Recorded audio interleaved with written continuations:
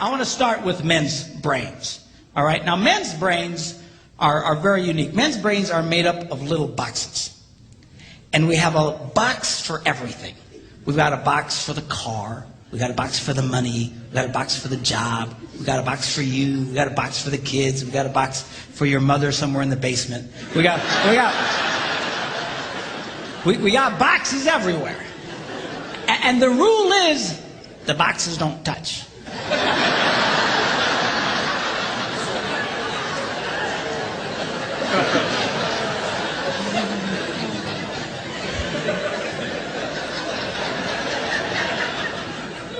When a man discusses a particular subject, we go to that particular box, we pull that box out, we open the box, we discuss only what is in that box. All right?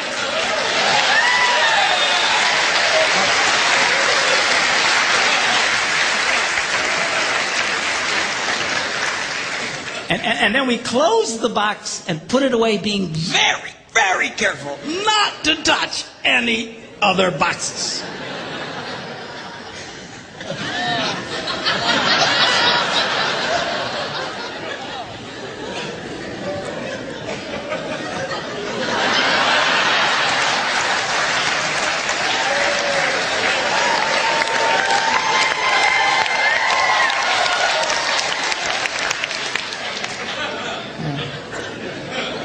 Sorry, my Catholic upbringing got in there for a minute, but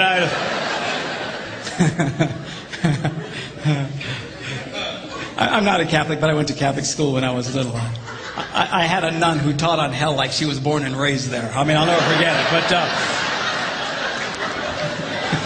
it did me good, actually. It was a good thing. Now, women's brains are very, very different from men's brains. Women's brains are made up of a big ball of wire. And everything is connected to everything. The money's connected to the car's connected to your job, and your kids are connected to your mother, and everything's connected to everything. And it's like...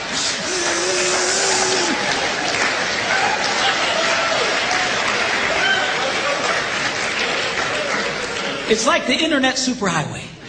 Okay? And it's all driven by energy that we call emotion. It's one of the reasons why women tend to remember everything.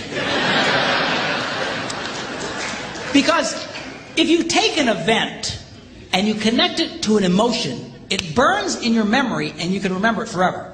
The same thing happens for men. It just doesn't happen very often because, quite frankly, we don't care.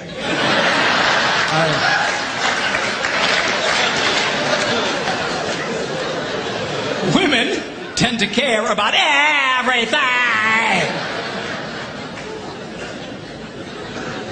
And she just loves it.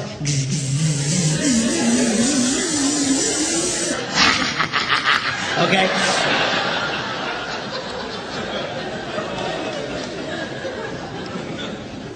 Now, men, we have a box in our brain that most women are not aware of.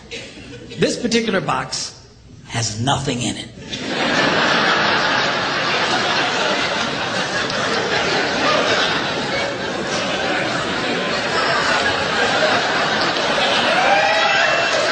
It's true. It's true.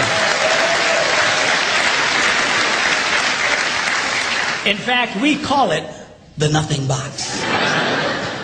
And of all the boxes a man has in his brain, the nothing box is our favorite box.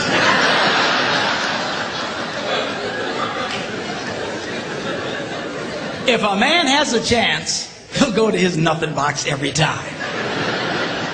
That's why a man can do something seemingly completely brain dead for hours on end. You know, like fishing.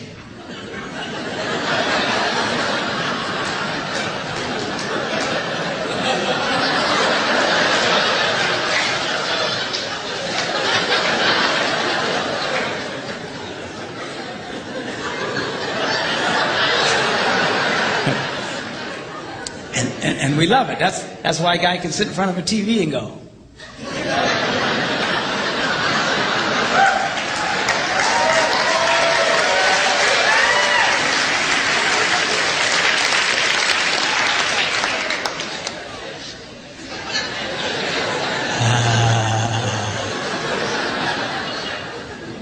close.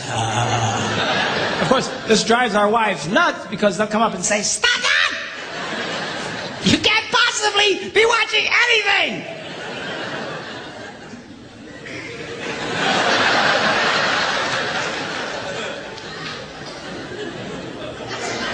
I'm not.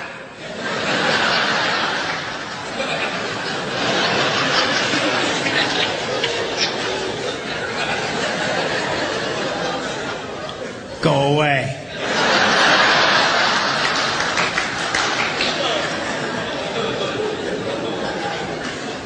Now, they've actually measured this. The University of Pennsylvania a couple of years ago did a study and discovered that men have the ability to think about absolutely nothing and still breathe. You know, they connected all the wires and stuff like that and watched the brain activity, then all of a sudden, I think he's dead. Huh? You know, women can't do it. They can't do it. Their minds never stop. And they don't understand the nothing box. And it drives them crazy. Because nothing drives a woman more crazy or makes her feel more irritated than to witness a man doing nothing.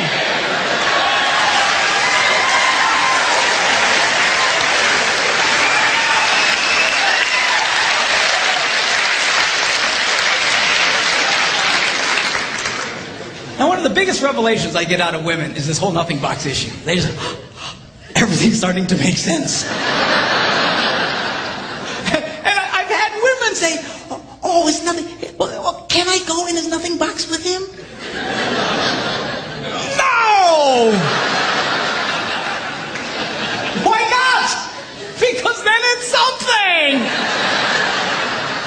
Besides, you'll walk in there and go, You know, this place could really use some pictures. Nice little table over here, some flowers. Is it? No! Nothing! Get out! We don't want nothing.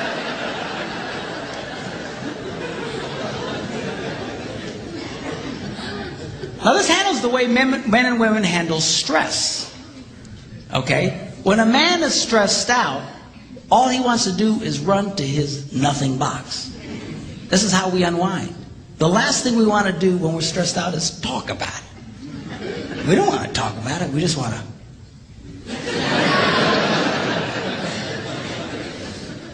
Of course, it just drives her nuts, you know. A woman will see a man in that vegetative state and she'll come up and go,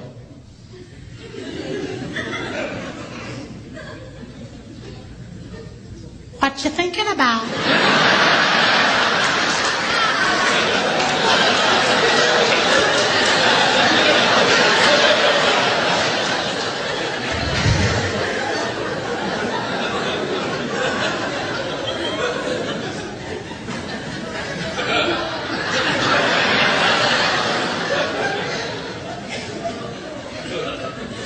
Nothing. We got anything about something? No, I was thinking about nothing. In fact, I was on a roll till you showed up. Go away. All right? Because that's how he handles stress. He just. Now, when a woman is stressed out, she has to talk about it. If she doesn't talk about it, her brain will literally explode. So she'll start just, "I don't know, what has something to do with this, not, or could I do that, I never thought about this, my brother over here said me, and I know men who run from their wives when they do this. They do. I say, "Well, why do you run from her?" He says, "Because I don't know what to tell her."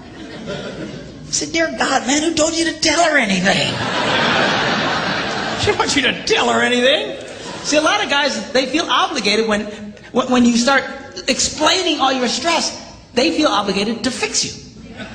Right? Because that's what a man does. A man only tells his troubles to another man in hopes that that man will help fix it.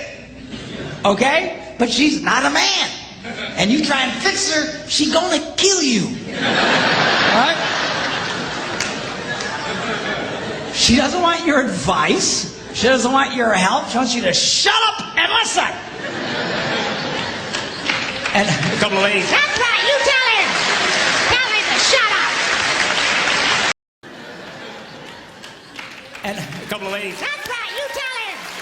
Tell him to shut up.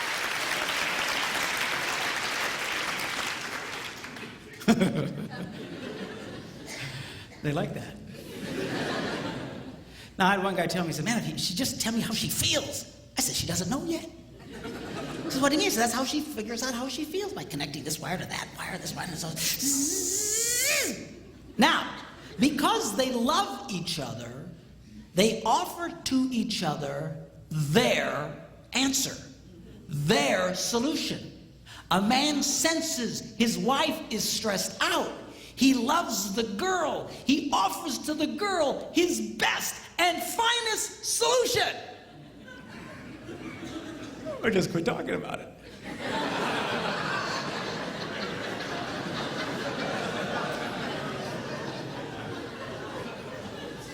Just quit thinking about it. Yeah.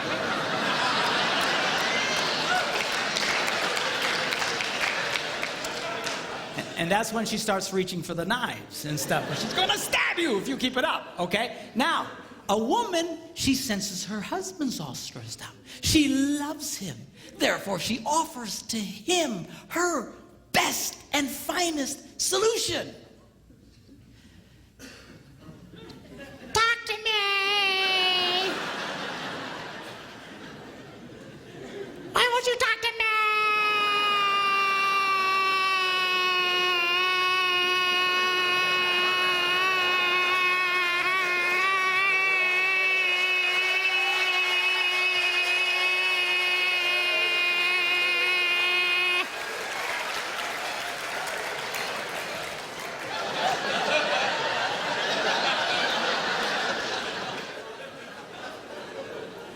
Go away.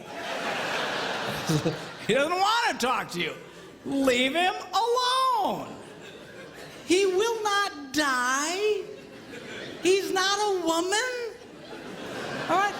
I know you've got to talk it through or you're going to be twisted inside. He's not like that. Leave the boy alone. You tell he's stressed out, just let him go to his nothing box. Just stay away. Stay away. Okay? And it's hard for us to understand that because we think so differently from each other. Now, not only does this affect the way that we respond and stress and stuff, the way our brains are wired also affects the way that we use words. Okay? Men tend to use less words than women. That's because the women have all the wires they're trying to connect, and they've got to explain each and every connection. Now, they say that if a man needs to speak 10,000 words in a day, a woman needs to speak 20,000. My wife says, that's because we gotta repeat everything we say.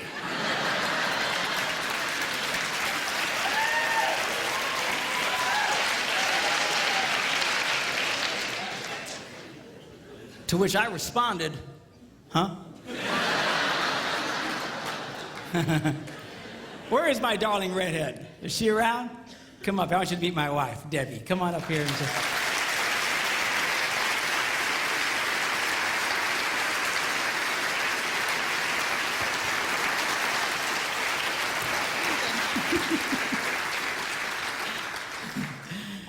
People say, well, doesn't she talk too?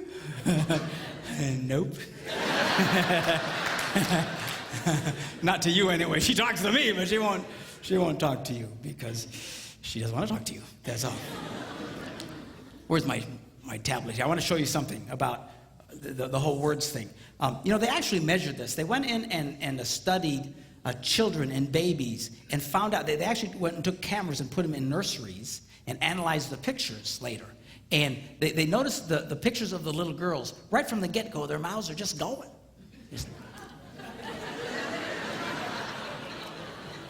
It's true. It's true. And then they analyzed the pictures of little boys, and they're just...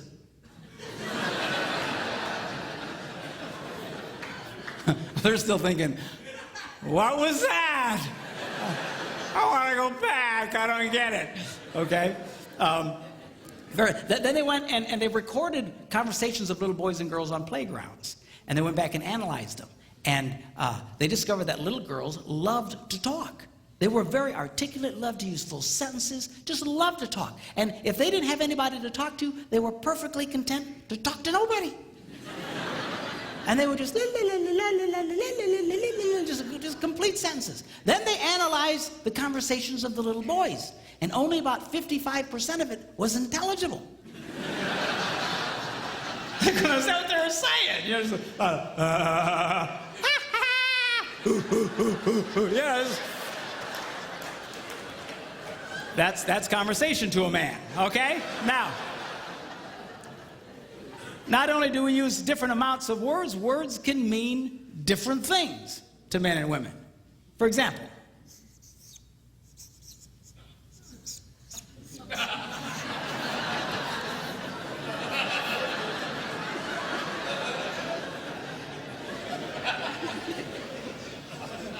now to most men, 5 minutes means 5 minutes. To a lot of women, it can be an indefinite period of time. Are you ready yet? 5 more minutes!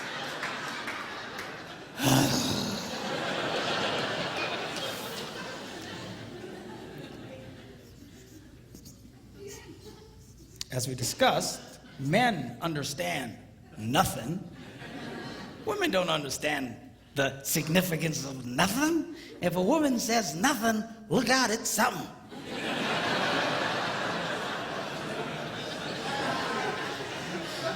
Oh, dude, man, I don't know what happened. What happened?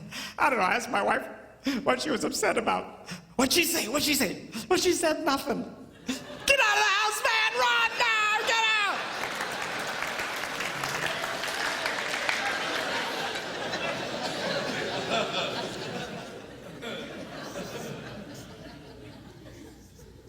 Now, this is not a word, it's a vocalization. It's a sigh. Now, when a man sighs, it means everything is good with life. When a woman sighs, it means you are an idiot.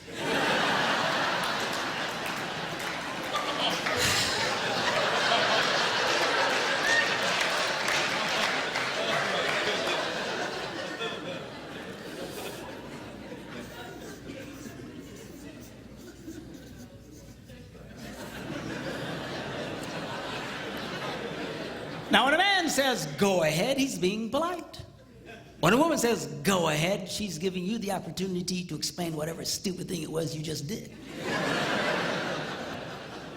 But you need to be very careful in the explanation, because it's very likely to be followed by a sigh.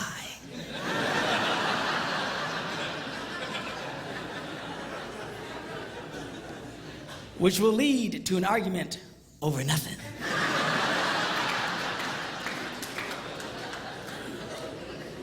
And then you ain't gonna have sex again for at least 5 minutes.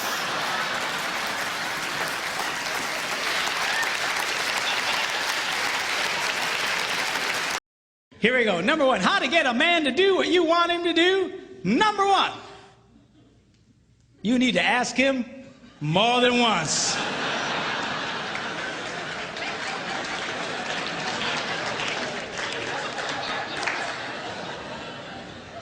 Asking a man to do something once is like never having asked him to do it at all. Why is that? Men are always in such a take mode. We're constantly take. We compete taking. We're in business taking. We're just take.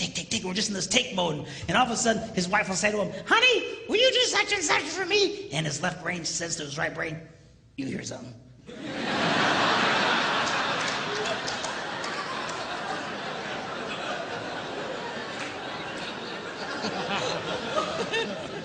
His right brain goes, nope.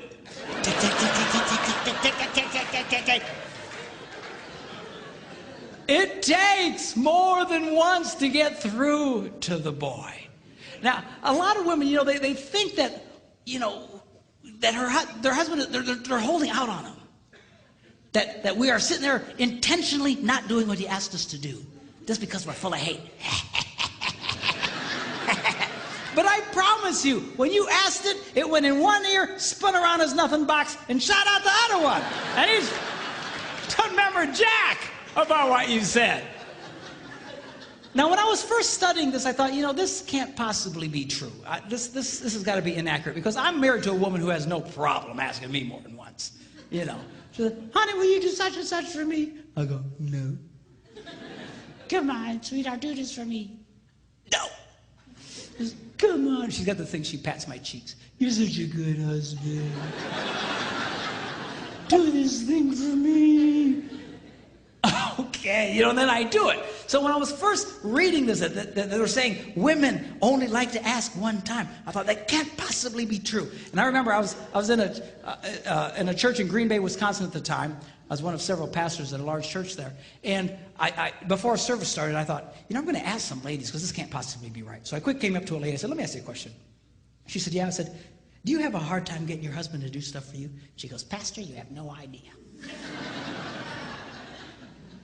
She says, I asked that man to paint the ceiling. That was back in October. It's March. He doesn't do it. He walks in every day. She's just getting mad telling me about it, okay? And I said, okay. I get it. But let me ask you a question. Because remember, I want to prove what I've just been reading wrong. I said, let me ask you a question. How many times did you ask him to do it? And she stared at me like a dog at a new dish.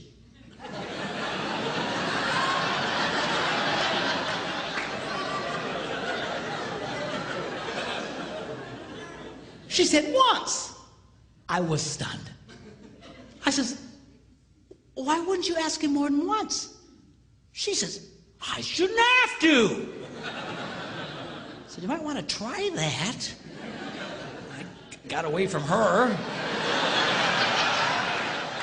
Went to another woman. I said, come here. And she says, what? I said, let me ask you a question. Do you have a hard time getting your husband to do stuff for you? She says, Pastor, you have no idea. She says, I will ask my husband, honey, put away the laundry, and I'll stick it right in the middle of the living room. And he didn't do it. He just walks right over the top of it. He just walks around it. It'll sit there for a month. And she asked me with all seriousness, she said, Pastor, can't men see laundry?